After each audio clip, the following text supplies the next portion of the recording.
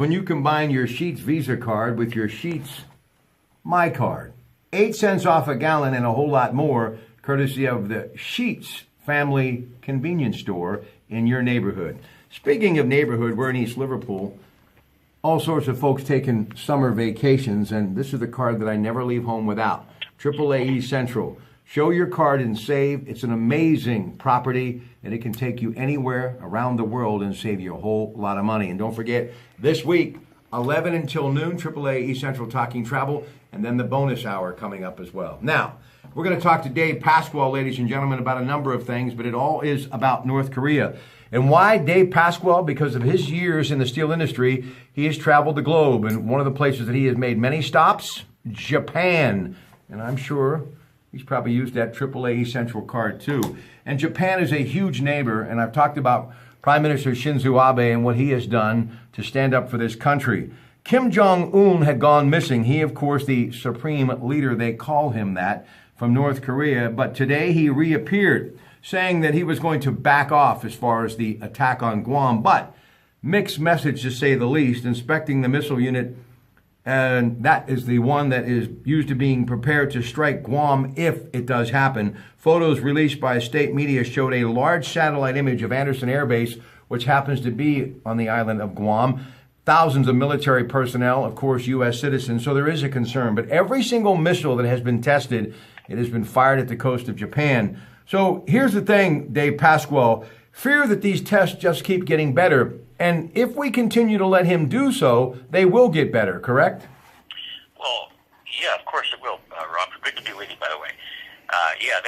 They now seem to be at the point where they can fit a nuclear warhead inside their ICBMs, and that's something that we just don't want to happen and can't allow to happen.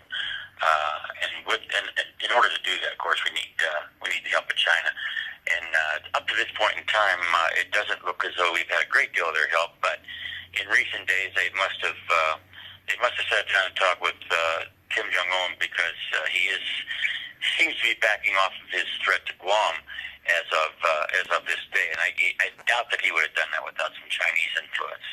Also, sanctions, the billion-dollar sanctions that we leveled against North Korea, has not, and I believe, would never slow them down as far as if they were on that path to destruction as far as launching one of these missiles. But this is the thing that I think people need to understand. The longer that this goes on, or at least him having the capability, you got to believe it's going to eventually affect the U.S. So my question is, even if he does back down, do we let Kim Jong-un remain in power? Well, I think if he backs down, he won't back down for long. He's just that type of personality. He's a little crazy. He's only 34 years old. He's overweight and he's just brought up in the mold that the North Korean people are being threatened from all sides, and they're just not going to stand still for that. And the sanctions just passed are going to work. But we have to have the help of Chinese in order to make them work. And as I say, I think that's happening. But and those sanctions, as I said, will work, but they cannot work if China doesn't support and uphold them. And it seems as though I think China lets they pull in the reins on North Korea, and then all of a sudden they let them stand on their own. When they stand on their own, they're dangerous people. Pyongyang, of course, the capital of North Korea. 37% trade increase, North Korea with China. 90% of North Korea's international trade carried out with China. So there is a relationship there, right, Dave? Oh, absolutely. And a big, strong, and long-lasting relationship.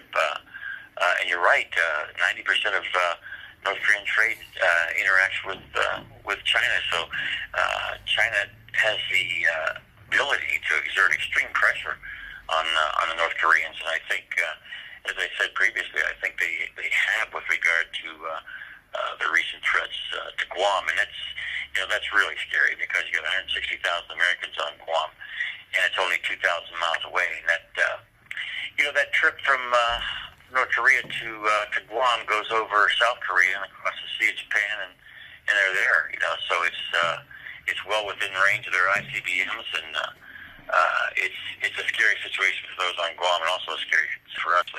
If that were to happen, we're going to react. And the great thing about Prime Minister Shinzo Abe, he has worked to keep the price of the yen down to foster more related growth. It is a great business partnership, isn't it, Dave? It really is, and it's one that I've enjoyed for quite a while, and have made some very fine friends in Japan, and still attached to that friendship today. And I respect the technology in Japan. They have extremely good technology. They put it to good use, and everything from a still making standpoint that they do is world class. And it's unfortunate that they just sit across the Sea of Japan from Korea, and that's a terrible threat for them, because obviously that's not a very wide body of water, and the North Koreans have an innate dislike for the Japanese anyway. But so the Japanese worry about the power that the North Korean military has. With an Air Force and a Navy and ground forces that number at about just a little bit less than 1 million. And they have rocket projectors that are in a neighborhood of 2,400, I believe, is what they have ready to fire upon demand. And a Navy, I didn't realize this, but right. They have 60,000 people in their Navy, and equipped with submarines and missile vessels and torpedo boats and things of that nature. They are very, very formidable when it comes to military strength. I think their total Navy assets are just under 1,000 different naval vessels, and again, aside from those ground troops numbering around 1 million, and a Navy that has about 60,000, and then the Air Force, which consists of aircraft mostly of Soviet and Chinese origin, but they've got somewhere in the neighborhood of 1,000 aircraft that they have ready for any conflict. So Japan keeps a ready eye and a wary eye on North Korea, and I'm sure that they're very ready for any imminent problems with the North Koreans. Ladies and gentlemen, Dave Pascal. David, always a pleasure. Thanks for joining us on the AT&T Newsline. Until next time, tomorrow night at the Beaver Valley Golf Club, and then back here Thursday night talking football with Ted Arnaud, and the Conor McGregor Floyd Mayweather fight coming up in Las Vegas. Lots of stuff the rest of the week, so stick with us. Good night. Goodbye.